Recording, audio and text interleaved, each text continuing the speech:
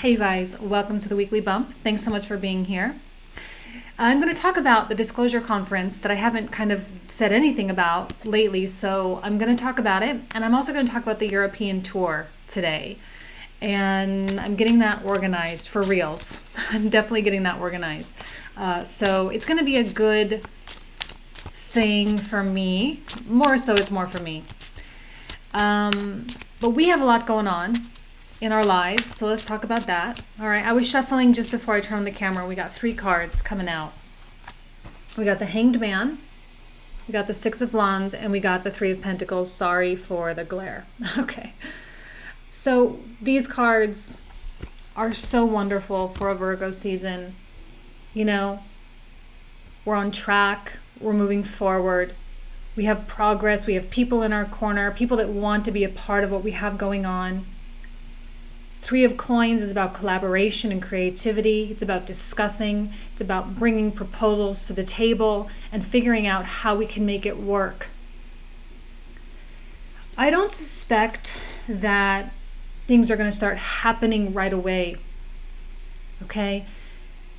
What's happening right now is merely applying structure to a lot of the things that we were brainstorming and kind of working around, milling around in here back in May and June.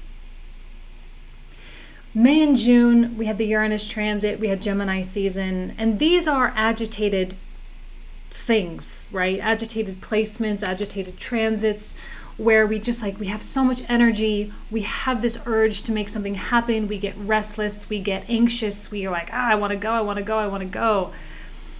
And that was so beneficial for us. Perhaps none of those things have structure yet. That's what this month is going to all be about. When we went through that stuff, it was like all up here, and then we were like, vroom, all down here in Cancer season, and then the eclipses. And now we're kind of making our way to a stable, happy medium. The things that we want to accomplish in our life are starting to come back, right? Because our personal relationships, our breakups, our quitting our jobs, changing locations, moving from state to state, all the big kind of stuff that needed to change, hopefully has changed. Even if it's just some kind of internal belief thing that you had to kind of get rid of, that very much on the docket. So as we're applying structure to things, the Hanged Man comes out and says, you know what, just allow things to come as needed. It's not a time to push, it's a time to see what's available to you. Because we never know what the product of a Three of Coins is really going to be. We never really know that. We can only anticipate growth. We can only anticipate that something's going to work out. We just don't quite know exactly what the end result is. Now, we can obviously go into it with yes, this is what I want. Of course, we can do that. But the way we get there is up for grabs. All right, so we just got a whole bunch coming out. So let's take each of these. I'll take 3 at a time. We got 6 coming out, so I'll take 3 at a time. So we get the Ace of Wands, 10 of Coins reversed, and the Ace of Swords. What did I just say? Ace of Swords reversed. We're not sure of the direct path, right? I always say my Ace of Wands is like my machete cutting through the jungle, right? Clearing a path.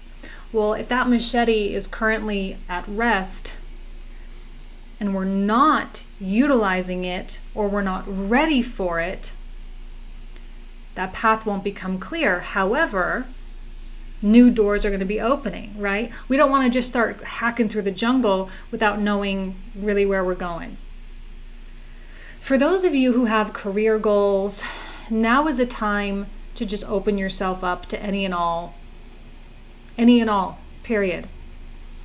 Whether it's opening a new store location, opening a new practice, whether it's, if you just relocated, kind of getting that kind of stuff in order.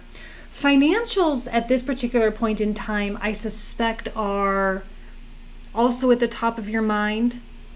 There's also this, let me think about how to finance this. Let me move money around. Let me make sure people get paid. Let me make sure that My stuff is taken care of. Let's not do anything big right now. And that's much needed because there may have been a lot of emotional spending. Mercury goes retrograde in Leo. Maybe we were buying a little bit too much or spending a little bit too much on certain things. Everyone's just going to kind of stand still right now. And I think that's welcome. 9 of Cups, the Judgment card, and the 7 of Coins. With the 7 of Coins, again, what did I just say? We're looking at our finances, but we're not acting upon them. We're restructuring them. We're making sure things are good. In terms of our energy and where our efforts have been spent, there was a lot of volatility the past couple months, especially with the Mars retrograde. I think people had this urge to act, and they were doing some kind of like really big things. Or they were going to the other extreme and doing nothing. Remember the last weekly bump I did? I was like, we've got 2 camps. We have the people that are so incredibly mobile and they're moving around all over the place, and the people that are absolutely not. They're not doing anything. So it's kind of was one of 2 extremes. And now we're kind of like, okay, we're merging together now. People that were more stagnant are starting to come out of their shells, and these people are starting to just like simmer down. And now it's a good energy for us to start working together. It's good for us to communicate properly. Mercury retrograde, communication always is affected during that time, especially in Mercury retrograde in Leo, which is about self-expression, people having difficulty expressing themselves. And let's not forget, I'm getting all excited because the Mars going over the South Node for the last time, it did its back and forth thing. This is a time for us to feel like we are on the right track because we've done the progress check. I think that some of the major changes that occurred this summer were because we were really thinking about what we were really doing. We were thinking about our life path, our goals, our dreams, our ambitions. And the Mars retrograde, in conjunction with the eclipses, not in conjunction, but together with the, conjunction is like an astrological term, but together with the eclipses, it really forced us to ask ourselves if we were living up to the life that we were supposed to live. And many of us came to the conclusion that no, we're not. Some of you were like, yeah, I'm doing pretty good, But here's the last chance. Mars coming back over the South Node. This is the last chance for us to get the old stuff out of the way, clear up any energetic resistance, and start carving that path for ourselves, for our future. Because it's about our destiny. Can I say destiny? I don't know if I believe in it, but some things still have yet to come out. I think the Venus retrograde is going to have a lot to do with that as well. Still, there's a lot to come out. Still, there are things hiding in our deep, dark corners of our psyche that are like, I need to come out. You need to get to where you need to go. If you were feeling disappointed in yourself over the past couple months, disappointed in your life, disappointed in how things were kind of working out, and even disappointed that you allowed certain things to go on for so long, this is the time to really make that change once and for all so that you don't ever have to feel that way again. This is the time when you can make the clean break because it's the progress check. Virgo loves to do that kind of stuff. Virgo season loves to look at the checklist items, likes to look at the balance sheet, it likes to go through the bank statements, likes to do that kind of stuff to make sure that everything matches up. And where there's indiscrepancy, if the books don't balance, right? Assets equals liabilities and equity. If it doesn't balance on either side of the equal sign, well, you got to figure out how to make it balanced. Okay? So there we have the cards.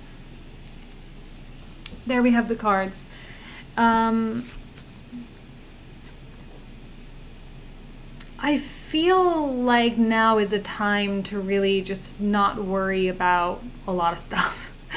Virgo is a worrywart kind of energy. It tends to get anxious. It tends to get really, really nervous. It tends to make itself sick a lot of times. Believe me, I know.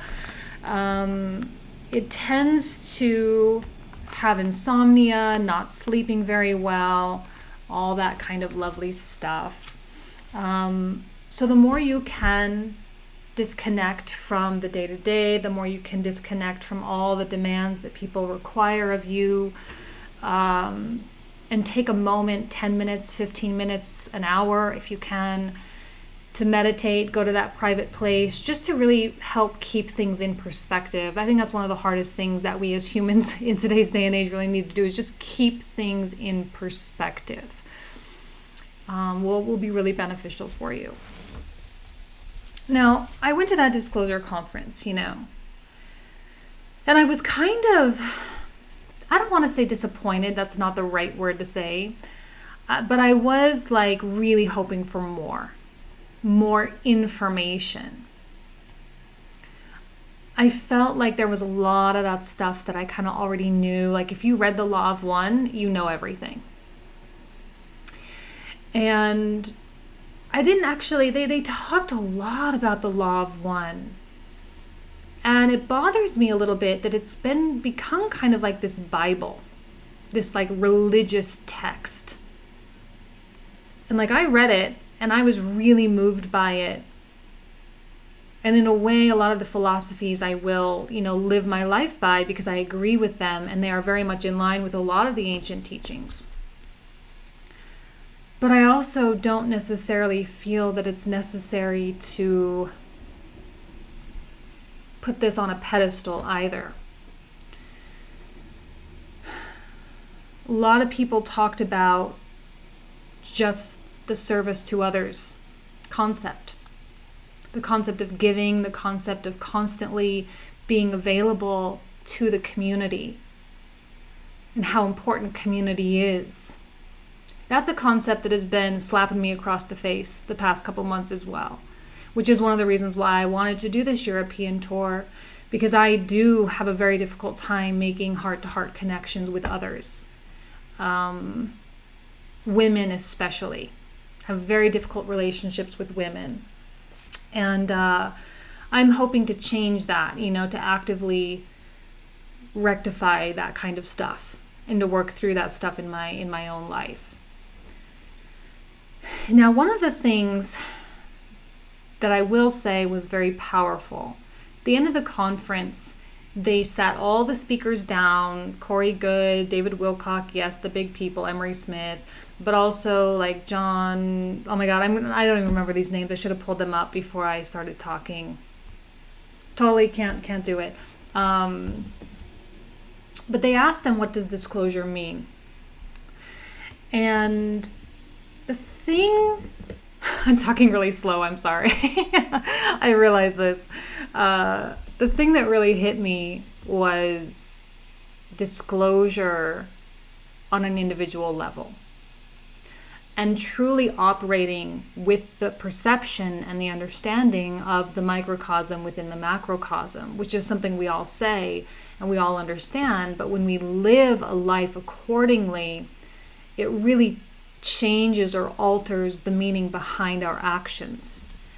And if we ever expect disclosure, which for those of you who don't know, disclosure is like the word that they use for full transparency of the government, the secret space program, the military-industrial complex. And a lot of people are like, I don't want to know that kind of stuff. But if there is technology there that could really save the world, and for me as a traveler, to get from point A to point B, they say that there is technology where we can travel from, LA to Beijing in like just a couple of minutes. How great would that be? We could all travel all over the place, right? And then there's always the space travel stuff that I'm not really going to get into either. But when we have this disclosure, when we have this kind of technology available, we can feed the world. We can ensure that the world is, fully housed and has shelter and has clean water. and we can start working on the health of humanity in a really big way.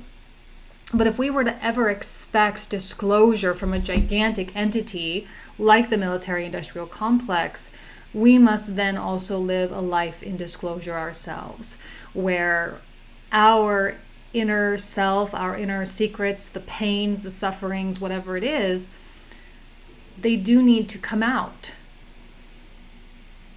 And I really enjoyed that way of looking at it.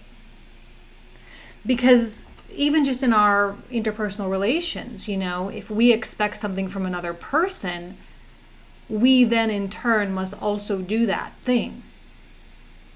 If we expect other people to help us in a time of need, well, then we also need to help them in their times of need as well.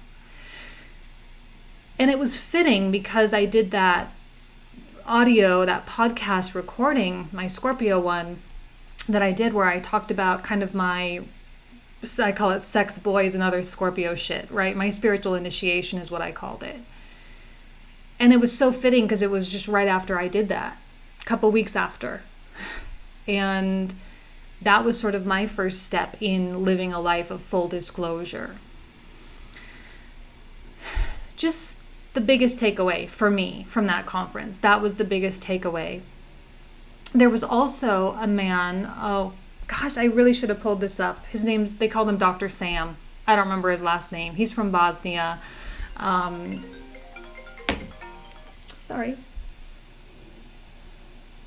He's from Bosnia, and he's currently excavating pyramids there, the Pyramid of the Sun. And this is, without a doubt, the most high-profile archaeological project on the planet right now. They've discovered pyramids, just like the pyramids in Egypt, tunnels running all the way underneath. Like they suspect it's like over 100 kilometers, even though they've only uncovered a couple of kilometers of tunnels. And these pyramids are what they call fully functional, meaning they can and do offer healing to people. As you know how in Vegas we have like the Luxor Hotel, and at the top of the Luxor there's like this pyramid. There's this light or laser at the top of the pyramid, and how that's like such a thing, right? The energy that goes up out of the top of the pyramid. Well, that energy field is still very much intact. And people are being healed, and they're doing measurements on people's auras. You can Google this. It's Pyramid of the Sun, Dr. Sam. He's like a bald guy. It's kind of like maybe mid-50s maybe. Their auras are being measured, and their chakra centers are being measured. And they are seeing that people that go into these special chambers in this pyramid, that within an hour, their auras are being repaired. So it's like the original intention of these pyramids has been preserved. And this is one of the biggest challenges of this history that has been written as well, because they've dated this pyramid back to 29,000 years ago. And of course, the departments of antiquities and all the governments and the bureaucracy, they're like, no, it's Mother Nature, it's Mother Nature, it's Mother Nature. This guy, I feel so bad for the guy because he's so incredibly discredited in his field, when it's so obvious that this is an actual man-made pyramid, and it's even more precise, more mathematically in alignment than the pyramids in Giza. So of course Egypt is like having a freak out session because there's like this competitor now, a tourist competitor, which is like their main form of like income, right? Tourism. Now in Bosnia. So that was another takeaway. I would highly recommend you research it. It's really fascinating to watch. It's really fascinating to see, and how they are integrating our energy into their field of study. They're really making an effort to bring spirituality and science, archaeology, human history together in this one project. They do take non-professional volunteers, and hands up 100%, I'm probably going to be going there next summer for their 2019 schedule, because I've always wanted to be an archaeologist. That was like my dream. I'm pretty sure I was an archaeologist in the last life, or multiple lifetimes. So this is like a dream come true for me. So I can't wait to do that. So yeah, I just wanted to kind of let you guys know. I don't know that you missed anything if you weren't there. I got recognized by 2 people, which was super cool. So I know I'm kind of in the right circle. I know that I'm attracting those kinds of people, which is amazing. And it was fun, and yeah, that's pretty much it. So let's talk about the European tour. I've put so much thought into this, guys. So this was an idea that I thought about in June when I was in Belgrade. And I was like, I really need to connect with people. I really need to make an effort in that area. So I came up with this idea of going around Europe and just talking to people. But over the course of the past couple months, it was like, I don't want to do that. I don't think that that really is of any value to anybody. I don't really know that anyone's going to be interested in just sitting and chatting. I don't claim to be more wise. I don't claim to have more information or any more education at all.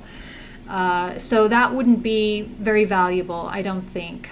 So what I'm going to do is I'm going to put together an actual presentation, like I don't know what to call it, like a seminar or a conference of some kind, something like that, where I'm going to get like a conference room and a co-working space.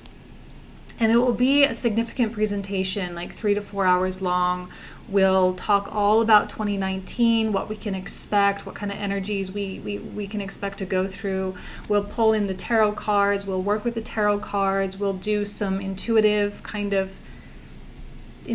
tuning, if you will. We'll talk about your intuition. We'll talk about how to use it as a guide. We'll talk about other kind of spiritual philosophies that I've come across over the past several months as well, and how we can integrate practical spirituality into our life.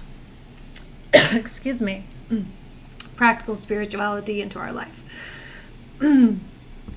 So it should be fun, and I will be charging for it as well. Sorry, but I got to pay for the conference room. I was originally going to do it for free and just kind of like, let's meet in a cafe and let's just talk. But I think it would be more beneficial to have a more structured setting.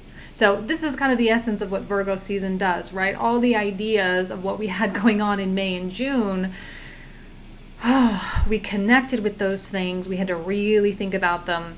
And now it's time for us to start applying and start doing. All right. And Scorpio season is also really, really good for production as well. It's a very productive sign. So coming November, coming December, we're going to be like kind of balls to the walls with the things that we started in June. So yeah, I definitely have a tickle in my throat there. All right, you guys, I'm going to leave you with that. Thank you so much for being here. I'm always so grateful to be doing these and sharing the things that I learn. So thank you for that. All right. Take care. Bye-bye.